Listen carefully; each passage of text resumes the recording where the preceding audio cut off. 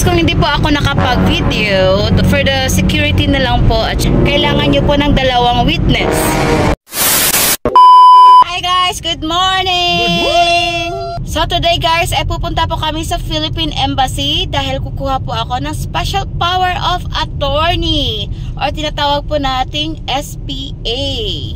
So mamaya po ay papakita ko po paano kami kumuha ng SPA dito sa Philippine Embassy. Para po ito sa mga Philippine nationals only. Dahil gusto ko po na i-guide kayo ng mabuti dito paano po ba ang kumuha ng SPA dito sa Doha, Qatar.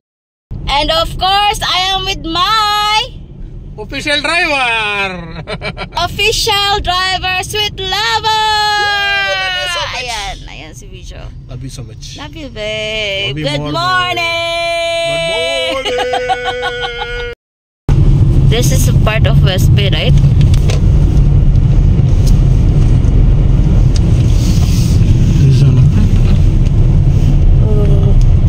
At yun guys, ay tapos na po akong kumuha ng Special Power of Attorney. Sorry po guys kung hindi po ako nakapag-video doon sa loob dahil we have to respect and follow the rules, okay?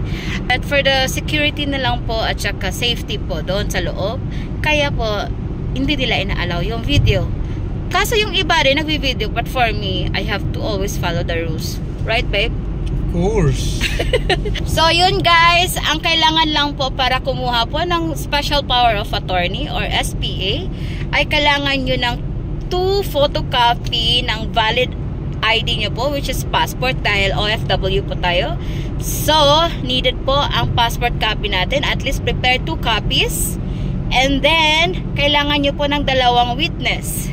Okay, so kung wala po kayong kasama doon, kung kayo lang po mag-isa kumuha doon ng Special Power of Attorney, meron po tayong mga kabayan doon na pwede po tayo makisuyo para pumirma po as witness po doon sa document natin.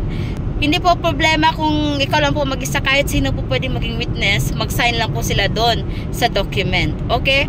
Shout out to the admin staff of Philippine Embassy. Sobrang bait niyo po. Sobra-sobra. Thank you so much for assisting me. Talagang sobrang napaka-friendly po talaga nila doon. Sobrang bait nila. May Bisaya pa doon na si Madam nag-help sa akin. Sabi niya na ikaw lang ba mag-isa? Kung ikaw lang mag-isa, dahil sa video kanina may pinuntahan, kaya hindi siya nakapag-assist sa akin dun sa loob. So sabi ng madam kanina, kung ikaw lang mag-isa, no problem, okay? Maghanap ka lang ng kabayan mo dyan para magperma as witness. So kailangan mo na ng 2 tao lang na pumirma. Shout out dyan sa Philippine Embassy staff. Thank you so much for being so nice and so kind. And thank you all for watching our vlog. I hope you learned something and I hope na-guide po namin kayo. Thank you. Maraming salamat po. Bye.